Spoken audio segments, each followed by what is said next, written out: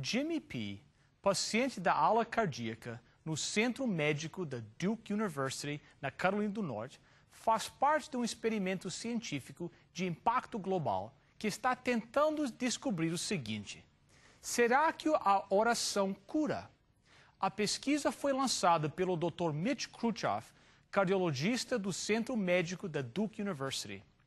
Se além de todas as orações que são feitas rotineiramente, se nós acrescentarmos a essas orações as de grupos religiosos ao redor de todo o mundo, em favor da cura do indivíduo, será que havia um aumento no tamanho da bênção? Foi isso que ele perguntou. Para descobrir, está colocando a oração em prova, testando num estudo científico global que deverá chegar à sua conclusão no próximo ano.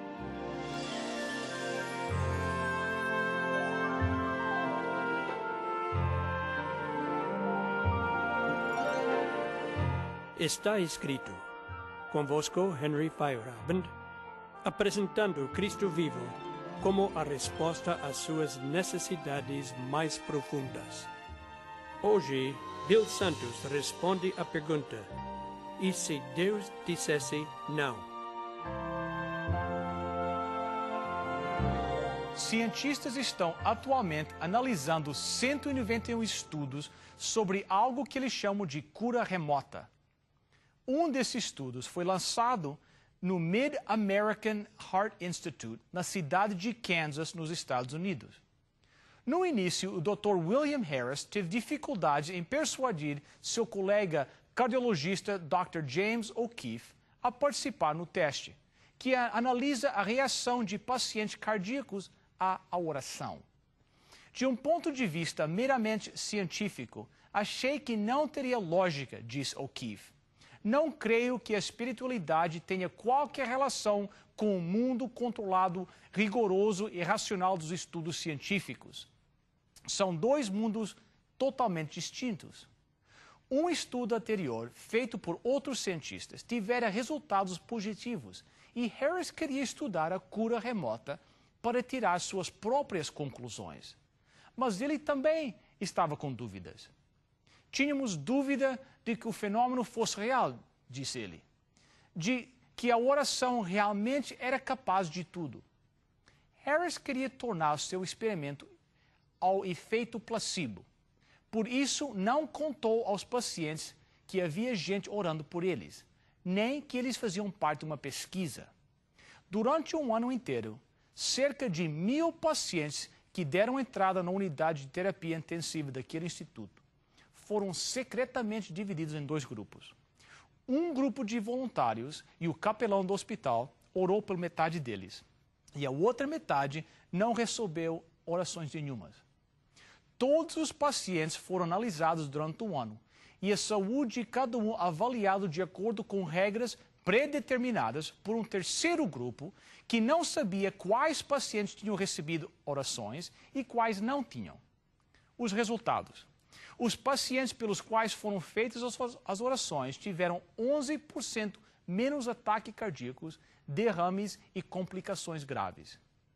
Este estudo oferece uma interessante visão sobre a influência de Deus em nossas vidas, disse O'Keefe. O fenômeno está contra minha intuição de cientista, porque não tenho como explicá-lo. Eu, pessoalmente, não preciso esperar resultados de uma pesquisa para ficar convencido que a oração funciona. Sei que funciona. Já vi a oração funcionando muitas vezes em minha vida e na vida da minha família. Mas gostaria de considerar o seguinte com você hoje. Como reagimos se ou quando Deus diz não aos nossos pedidos de oração? Alguns anos atrás, a publicação Atlanta Journal-Constitution apareceu um reporte que a mega empresário Ted Turner criticou o cristianismo fundamentalista e disse que Jesus provavelmente ficaria enjoado pela forma como suas ideias haviam sido distorcidas. Turner fez estas declarações num jantar em Orlando, na Flórida, onde recebeu um prêmio da Associação Humanista Americana por seu trabalho em favor do meio ambiente e da paz mundial. Turner declarou que tiveram uma educação cristã rigorosa, que até pensaram em tornar-se um missionário, mas disse que ficou desencantado com o cristianismo depois que sua irmã morreu a despeito das suas orações. Turner afirmou que, a partir de então, quando mais se afastava de sua fé, melhor se sentia. Há momentos em que aquilo que desejamos é exatamente aquilo que não conseguimos. A Bíblia diz em Filipenses capítulo 4, versículo 6.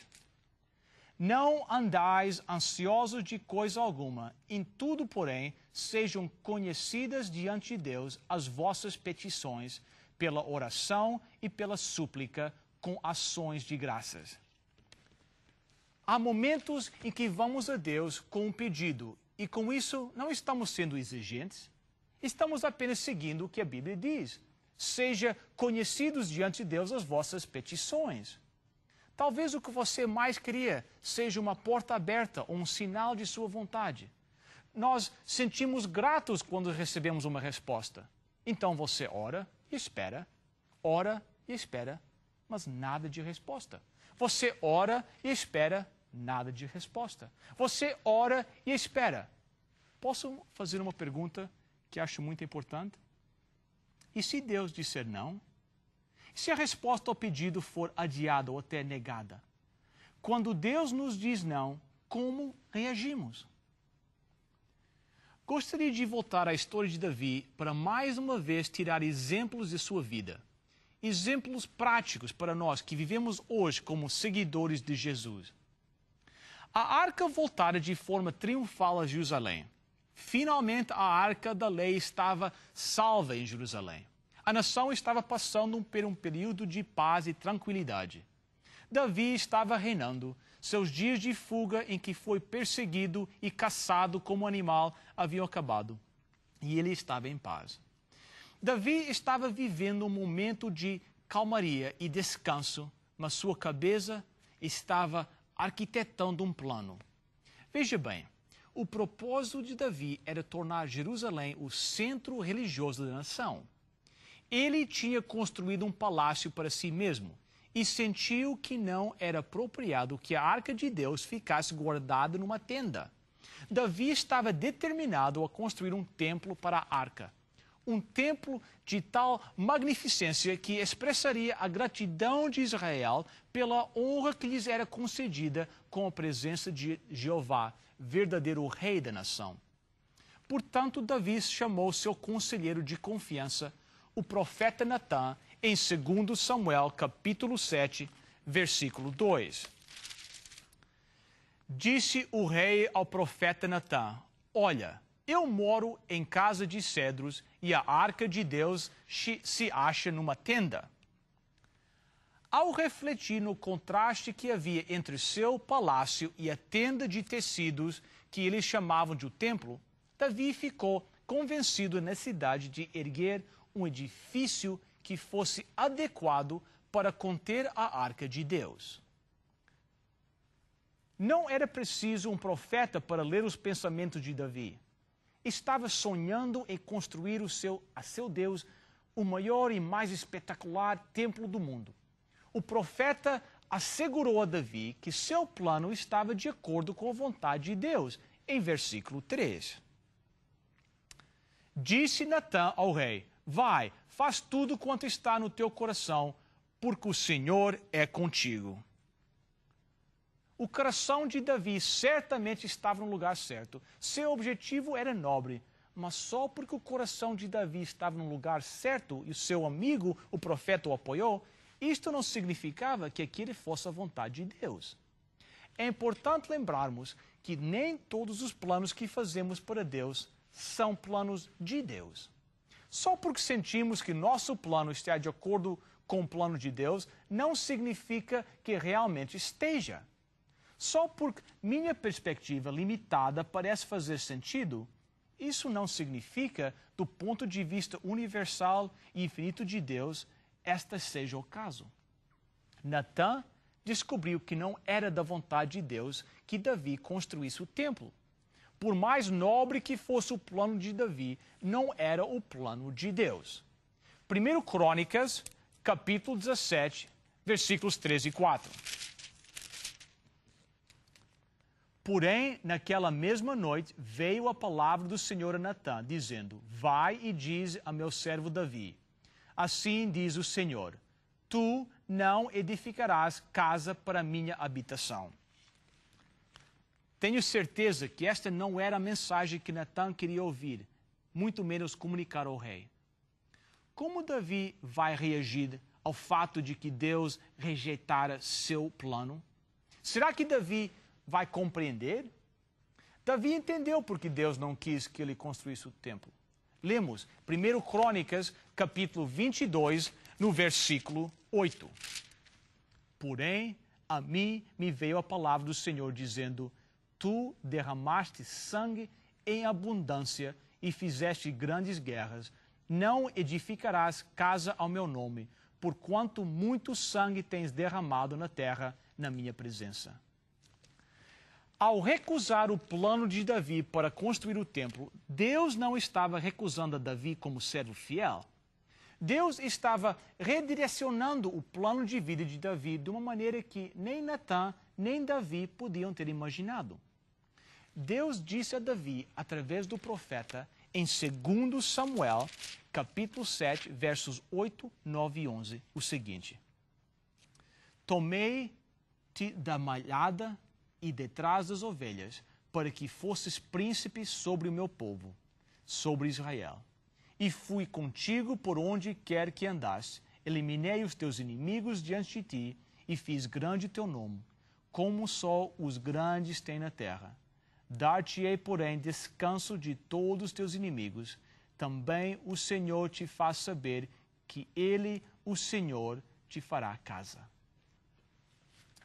O sonho de Davi era construir um templo, e agora Deus estava tirando dele este sonho. Acho que foi inevitável que Davi sentisse uma certa tristeza, nem que apenas por um momento.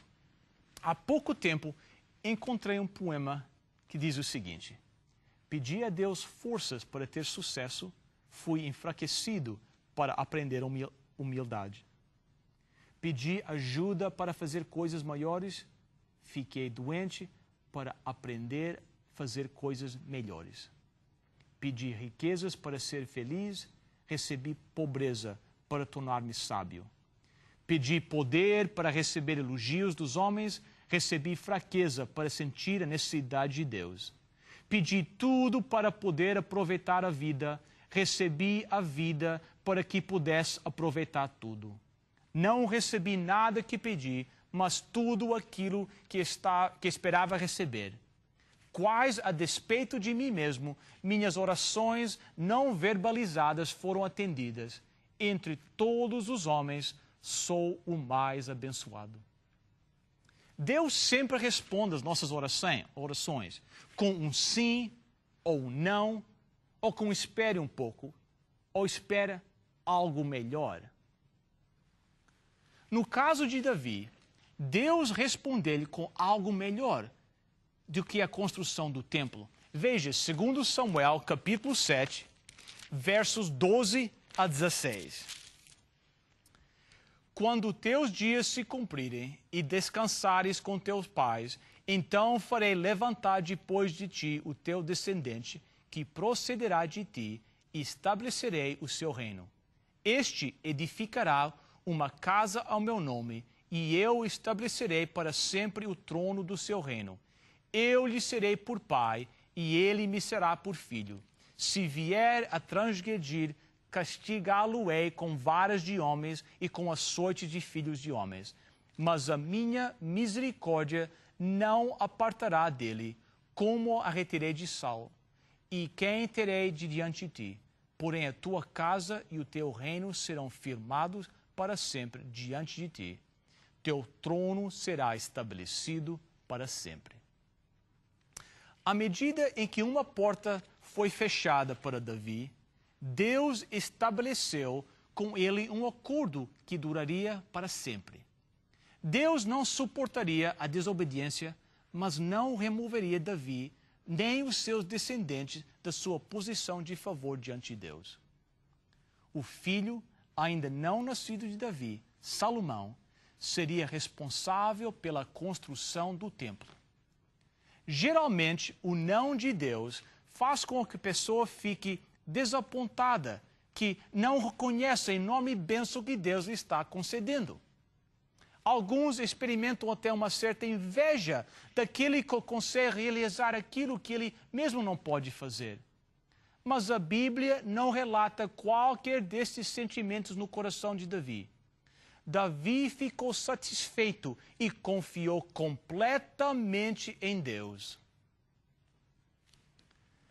Às vezes, enfocamos tanto os privilégios que Deus deu a outros que passamos por alto a preciosa herança que Ele colocou em nossas mãos.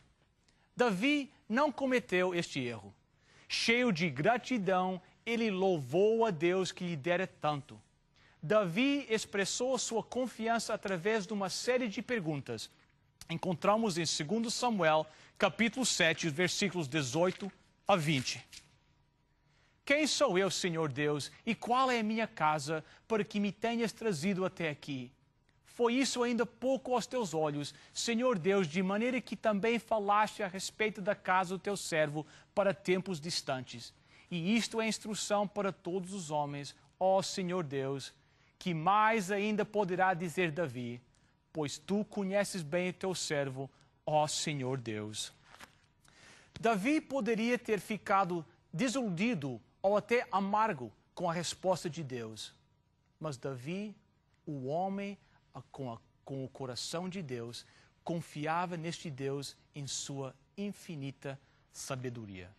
2 Samuel, capítulo 7, versículos 27 a 29. Pois tu, ó Senhor dos exércitos, Deus de Israel, fizeste ao teu servo esta revelação, dizendo, edificar-te-ei casa. Por isso o teu servo se animou para fazer-te esta oração. Agora, pois, ó Senhor Deus, tu mesmo és Deus, e as tuas palavras são verdade, e tens prometido ao teu servo este bem. Se, pois, agora servido de abençoar a casa do teu servo, a fim de permanecer para sempre diante de ti. Pois tu, ó Senhor Deus, o disseste, e com tua bênção será para sempre bendita a casa do teu servo. Davi passaria o resto de sua vida no reino, juntando material para a construção do templo, organizando equipes e projetando as plantas de construção de um templo que ele jamais ia construir. Não havia nada de errado com os sonhos de Davi de construir o templo. Seus motivos eram puros, suas intenções agradavam a Deus, mas ele não era o homem certo para realizar este plano. Deus já disse algum não aos seus sonhos? Foi exatamente isso que aconteceu a Davi. Seu sonho de construir o templo foi destruído, mas ele alegrou-se no Senhor. Construir um templo provavelmente não seja uma das suas ambições secretas, mas todos nós temos sonhos. Às vezes, esses sonhos estão de acordo com a vontade de Deus, outras vezes não estão. Sonhos desfeitos podem destruir uma pessoa, mas não precisa ser assim. Se crermos que Deus nos ama de verdade, que realmente quer o que é melhor para nós, se confiarmos a Ele as nossas vidas, Ele nos mostrará os melhores planos. Certa noite, uma casa pegou fogo e um garotinho foi forçado a fugir para o telhado. O pai estava lá embaixo na calçada, com os braços estendidos, chamando ao filho, pule, eu pego você. Ele sabia que o garoto tinha que pular para salvar sua vida. Mas tudo que o menino via eram chamas, fumaça e escuridão. Obviamente, ele estava com medo de sair do telhado. Seu pai continuou gritando, pule, eu pego você. Mas o garoto protestou, papai, não consigo ver você. Então o pai respondeu, mas eu consigo ver você, e é isto que importa. Quando tudo que vemos em nossa vida é escuridão, o que fazemos? Nos braços de quem você pula quando Deus diz não? Quando enfrentarmos um não de Deus, vamos reagir com humildade e gratidão, pensando naquilo que Deus nos deu e não naquilo que Ele nos negou.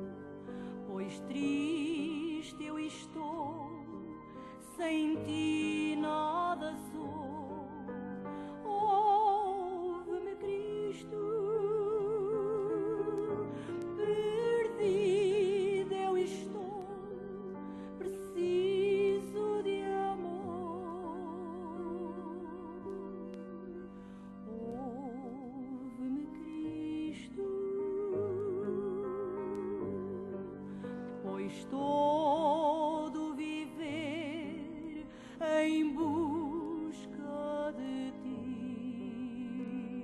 estou.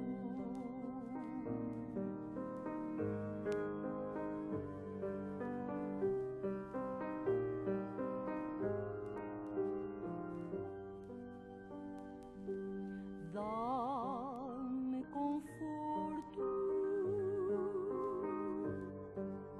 o fardo é pesado, não posso avançar. Dá-me descanso, meu ser vem tomar, meus passos guiar. Faz-me, ó Cristo, a vida entender, a jornada vencer. Toma-me, Cristo, a ti eu dedico agora meu ser.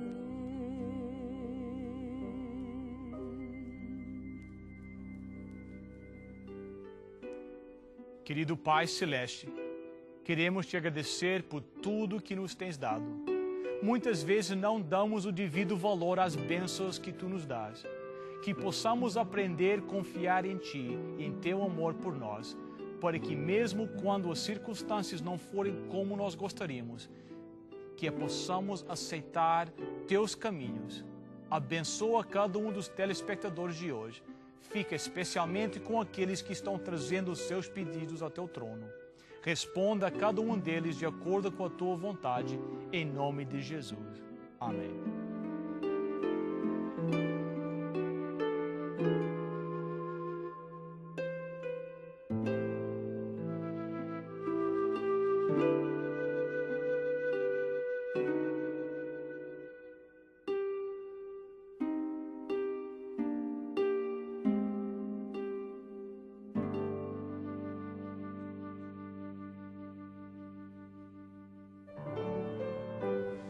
Senhor te abençoe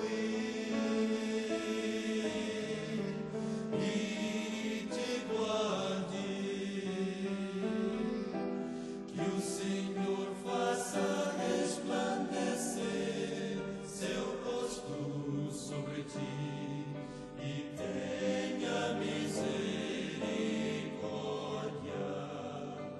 de ti.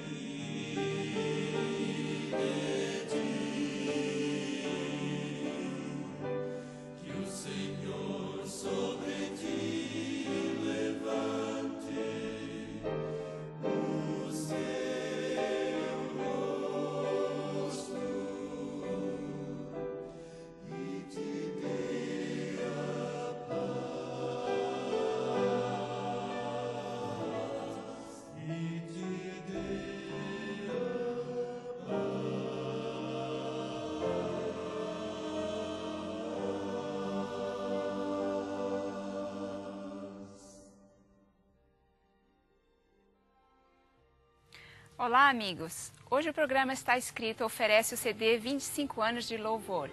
Este CD contém vários hinos com mensagens maravilhosas de conforto e esperança. O casal Azevedo, que gravou este CD, é um casal cristão que, através do louvor, expressa o seu amor e confiança em Deus. Se você gosta de ouvir boa música cristã, música que inspira e anima, música que nos faz sentir mais perto de Deus, contacte-nos e enviaremos gratuitamente o seu CD dos 25 anos de louvor do casal Azevedo.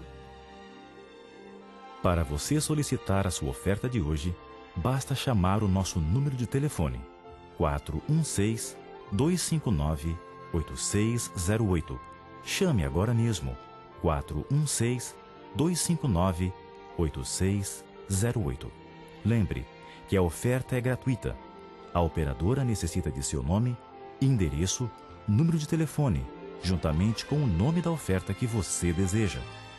Se você preferir, poderá também escrever para Está Escrito, Box 2010, Oshawa, Ontário, L1H 7V4. Você receberá em sua casa gratuitamente a oferta solicitada, sem qualquer compromisso com o programa Está Escrito. Agradecemos as suas cartas, os pedidos de oração que nos enviam e também o seu apoio financeiro. Escreva para Está Escrito, Box 2010, Oshawa, Ontário, L1H 7V4. Acabou mais um programa, mas eu prometo, vamos voltar na próxima semana, no mesmo horário. Até lá, lembre-se, está escrito: não só de pão viverá o homem, mas de toda a palavra que procede da boca de Deus.